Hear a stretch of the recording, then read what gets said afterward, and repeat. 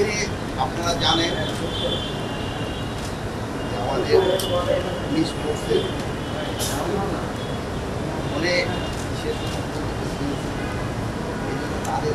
বিভিন্ন কাজের ক্ষেত্রে কিন্তু অনেক প্রতিবন্ধকতা দেখা দিচ্ছে। তাদের মনটা কেন উদ্যোগিত করে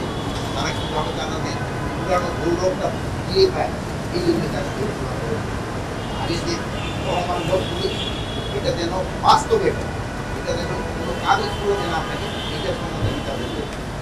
বা থানা পর্যায়ে গিয়ে লোকজন দেন অনেক সময় তারা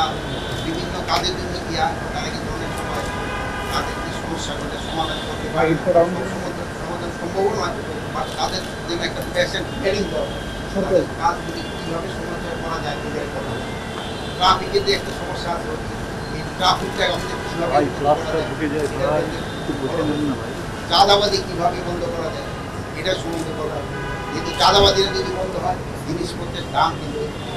বহনের উপর দিয়ে চলে যায়। কিন্তু চাঁদাবাজি যেন না হয় প্লাসে যে ঘুষ এবং দুর্নীতি যেগুলো আমাদের সমাজটাকে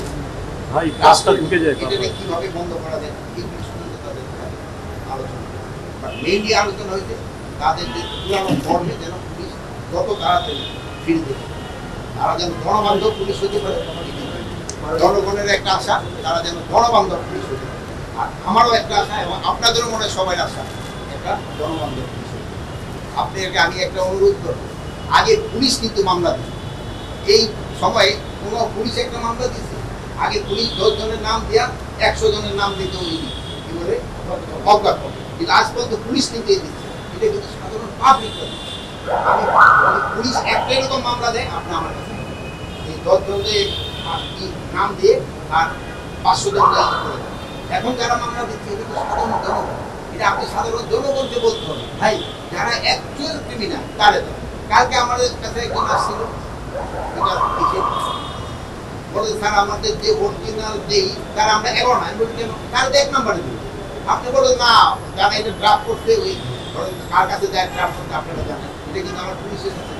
ওনার কাছে বলে তারা এইভাবে সাজায় তা আপনাদের কাছে আমার অনুরোধ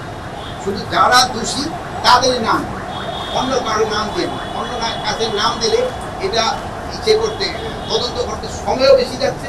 এবং অনেক সময় নির্ভর লোক যেন হেনস্থা না হয়ে দিয়ে ফেলা।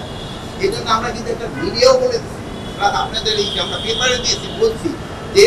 সাধারণ লোক যেন হেনস্থা না হয় ইনভেস্টিগেশন ছাড়া কাউকে অ্যারেস্ট করা হবে এবং আমি ডিবিরে আজকে ইনস্ট্রাকশন দিয়ে দিচ্ছি তাদের পরিচয় ছাড়া পরিচয় তারা নিজেরা দিবে তারপরে এখানে আমার ধরার কথা শুধু ক্রিমিনাল আমি সাধারণ মানুষকে তো ধরার জন্য ক্রিমিনালদের ধরার সাধারণ পাবলিকের যে কম প্রোভ হয় এটার দিকে আমাদের ক্ষেত্রে জনসচেতনতা একটু বাড়াতে হবে কালকে দেখলাম যে ইউনিভার্সিটি তারা তো সবচেয়ে শিক্ষিত এরা তাদের ক্ষেত্রে সচেতন আসতে হবে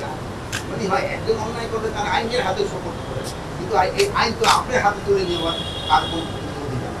আইনের হাতে তাকে সমর্থ করে এটার ক্ষেত্রে আপনারাও একটু আমাদের সাথে কাজ করতে পারেন জনসচেতনতা বৃদ্ধি করতে যেটা ইউনিভার্সাল লোক যেন কোনো অবস্থায়